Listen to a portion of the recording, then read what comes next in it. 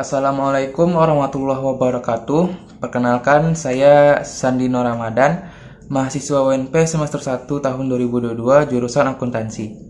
Di video ini saya akan mempresentasikan salah satu materi hukum bisnis dan regulasi, yaitu tentang kepailitan.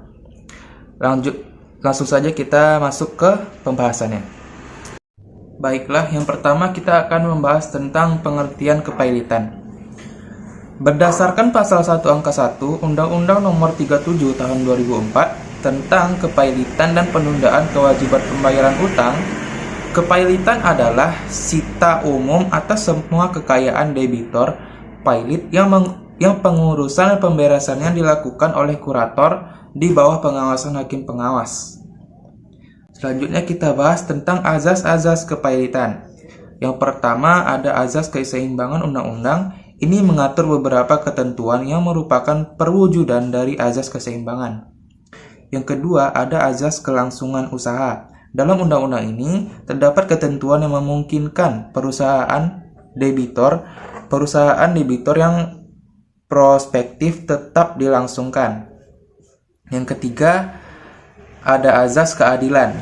Ini untuk mencegah terjadinya kesewenangan pihak penagih yang mengusahakan pembayaran atas tagihan masing-masing terhadap debitor dengan tidak memperdulikan kreditor lainnya. Yang keempat ada azas integrasi. Dalam undang-undang ini mengandung pengertian bahwa sistem hukum formil dan hukum materialnya merupakan satu kesatuan yang utuh dari sistem hukum perdata, acara perdata nasional.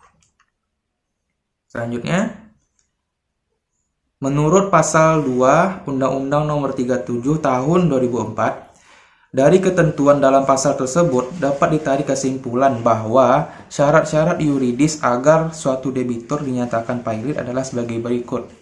Jadi syarat yang pertama itu adanya debitur yang tidak membayar utang.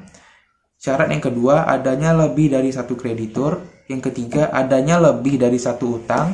Yang keempat minimal satu utang sudah jatuh tempo. 5. Minimal satu utang sudah dapat ditagih. Yang keenam, pernyataan pailit diputus oleh pengadilan niaga. Selanjutnya, masih dalam pasal 2 Undang-Undang Nomor 37 Tahun 2004 disebutkan bahwa pihak-pihak yang dapat mengajukan permohonan kepailitan pada pengadilan niaga adalah yang pertama, debitur itu sendiri. Yang kedua, satu atau lebih kreditur. Ketiga, jaksa untuk kepentingan umum. Keempat, Bank Indonesia jika debiturnya bank. Kelima, Bapepam atau Badan Pengawas Pasar Modal jika debiturnya bank.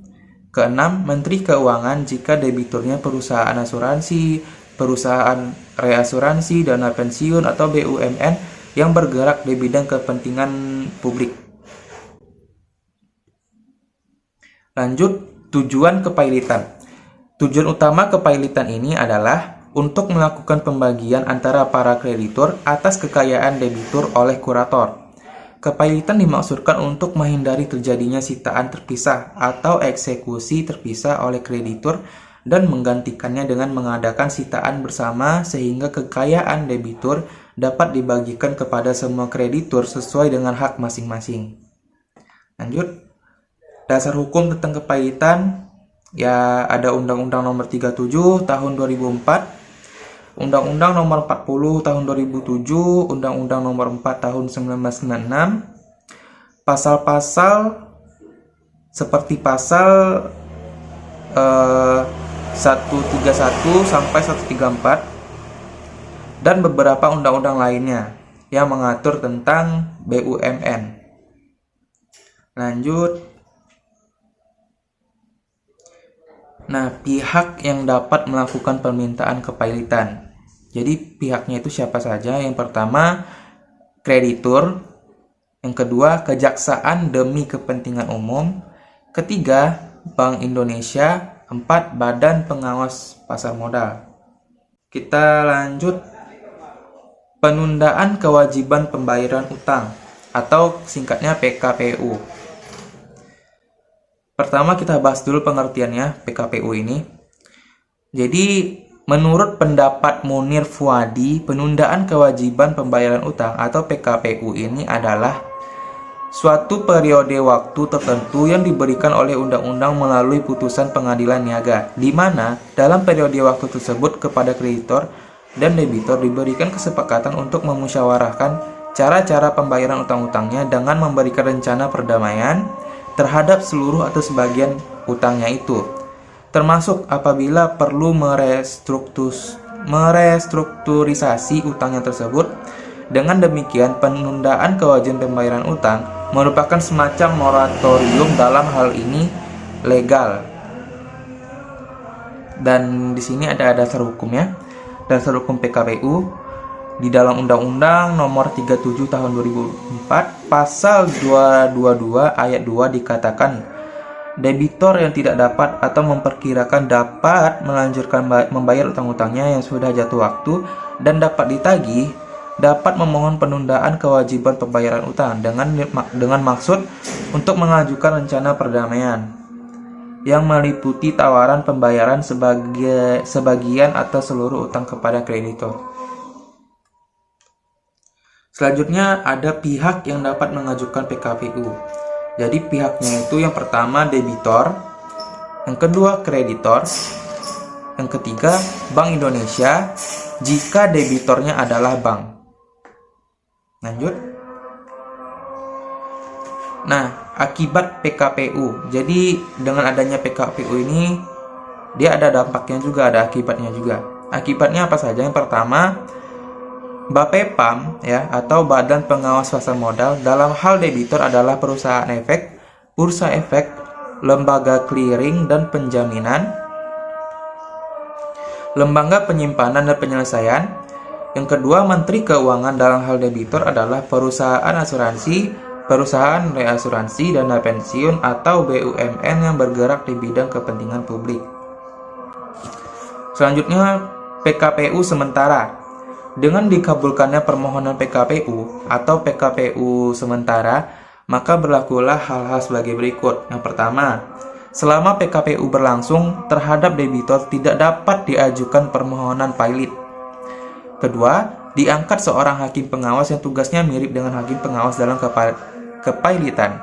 Yang ketiga, diangkatnya seorang atau lebih pengurus yang bertugas melakukan pengawasan terhadap kekayaan debitor. Keempat, debitor tetap dapat melakukan tindakan pengurusan dan pengalihan atas kekayaannya asalkan mendapatkan persetujuan pengurus. 5. Tindakan debitor atas kekayaannya tanpa persetujuan pengurus adalah tidak mengikat kekayaannya. Dan yang terakhir, berakhirnya PKPU. Jadi PKPU ini bisa berakhir apabila yang pertama, atas permintaan hakim pengawas. Permintaannya apa saja? Yang pertama, debitor selama waktu PKPU bertindak dengan itikat buruk dalam melakukan terhadap hartanya. Debitor telah merugikan atau telah mencoba merugikan kreditornya. Yang kedua, debitor melakukan pelanggaran pasal 240 ayat 1 UUK. Ketiga, debitor lalai melaksanakan tindakan-tindakan yang diwajibkan.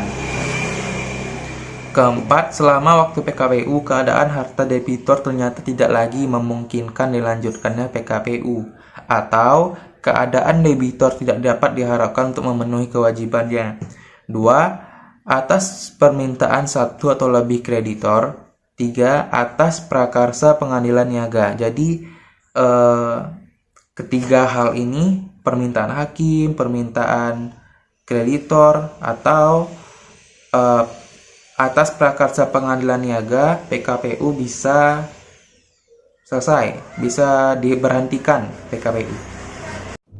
Baiklah, saya rasa hanya itu yang bisa saya presentasikan. Jika ada kekurangan atau kesalahan, mohon dimaafkan. Assalamualaikum warahmatullahi wabarakatuh.